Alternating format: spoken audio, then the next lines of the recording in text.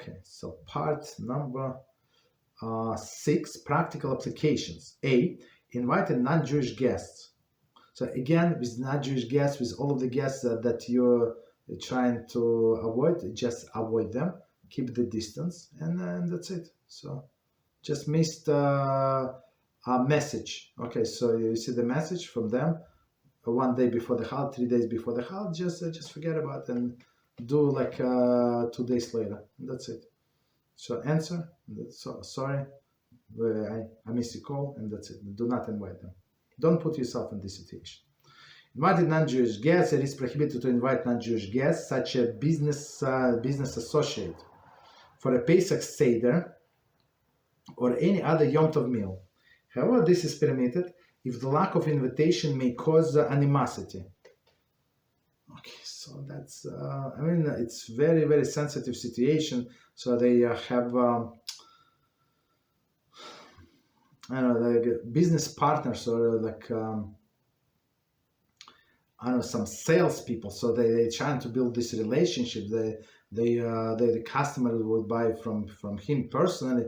So he would take them out. Of course, company is going to pay, but sometimes he pays, well, because he wants this business, and he would like get together with the family. So that's, I mean, I understand what these people are doing on one hand. On another hand, it's like you count that all of the parnosa is going to come from them and not from Hashem. That's it. So again, try to keep the distance. So I'm busy, I'm this, I'm that, so sorry.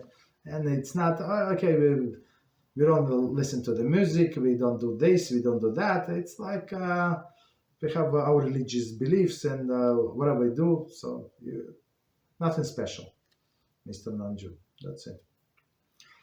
B, invited religious relatives. It is permitted to invite a relative who are never religious, who was never religious on Yom Tov meal. However, it is forbidden to invite relative who discarded the religious observation. So again, this person who was never religious and does not know about the religious, hard to find.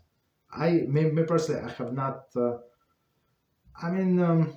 I heard about them. Okay.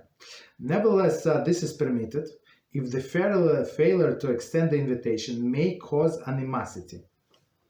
Okay. So if he rejected Judaism and he wants to lead his own life, whatever he absorb whatever he wants, so not, right? Absolutely not. If somebody does not know much and he's interested, he wants to get close, as we said, yes, there is no problem, you can invite. So it's this person is considered to be in the first steps of the Shiur. That's a different story. Okay.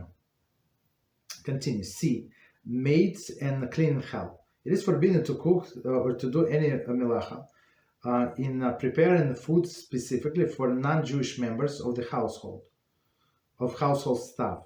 However, when cooking the family's Yom Tov meal, it is permitted to the extra measure of food to the pot in order to serve excess to the non-Jewish staff members. Okay, I mean, one more person, let's say 2 people, like if like in my mind, I'm not a big cook, but in my mind, like if you try to calculate precisely, you still would not be able to. So just add a little more, and it's going to be for them to eat. So don't like embarrass them. Say you have to cook for yourself. Just let them cook. Let them whatever you eat.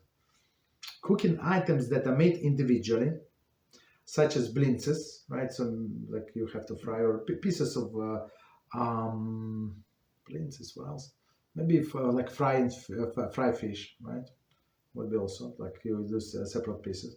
Such as blintzes on their behalf is prohibited. Okay. Pets. It is forbidden to do any melacha specifically for the sake of the feeding one's pet. Right? Again, you're allowed to prepare food without doing melacha. So without doing melacha, like without warming up some food, I guess. Okay.